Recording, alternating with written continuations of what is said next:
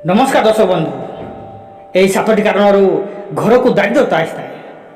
Number 1 बंधुगण जदि क्षीर फुटुवा समय ताहा उतरी जाए तले पड़ जाए तेबे यह द्वारा घरे धनर अभाव देखा मिले एवं आर्थिक स्थिति असंभाल हो जाए। प्रायतः व्यक्ति कहते जे क्षीर उतरवा शुभ होता है किंतु बंधुगण एपरि जदि प्रतिदिन होता है तेबे यह शास्त्र अनुसार अशुभ बोली मानि जाए। नंबर 2 बंधुगण आपण घरे लगी कौन बल्ब अथवा कौन विद्युत सामग्री जदि खराब हो जाए तेबे ताकू तुरंत से स्थान काढ़ी दिंतु एवं से खराब बल्ब को घरे रखंतु नहीं। यह द्वारा घरे राहु को दृष्टि पड़ी था एवं घरे नकारात्मक शक्तिर ऊर्जा सृष्टि होता है जहा द्वारा आप विभिन्न प्रकार समस्यार सम्मुखीन होता। नंबर 3 बंधुगण जदि आप घरे फूल सजाइबा पसंद करती तेबे सर्वदा प्राकृतिक फूल ही घरे सजातु। घरे प्लास्टिक फूल सजाइबा द्वारा अशुभ अमंगल होता है तेणु सर्वदा प्राकृतिक फूल को ही घरे सजातु एवं यह मौड़ी गला परे आपण या काढ़ी दिंतु।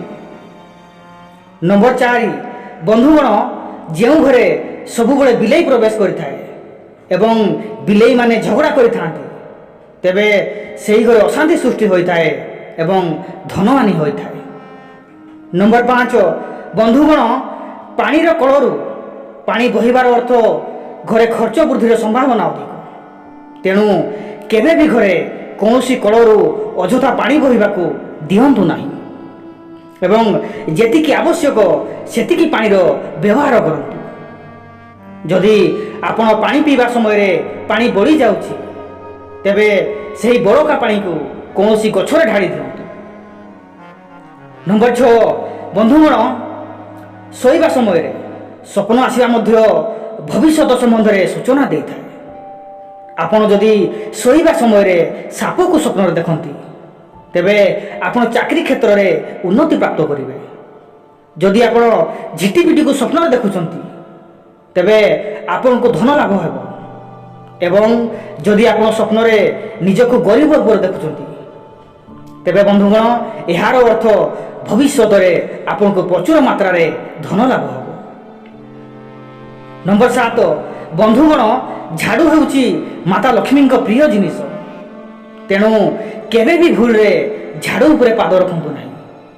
एपरि करबा द्वारा माता लक्ष्मी क्रोधित होता एवं घरे बास करती नहीं जहा फल घरे धनर अभाव देखा मिलता है।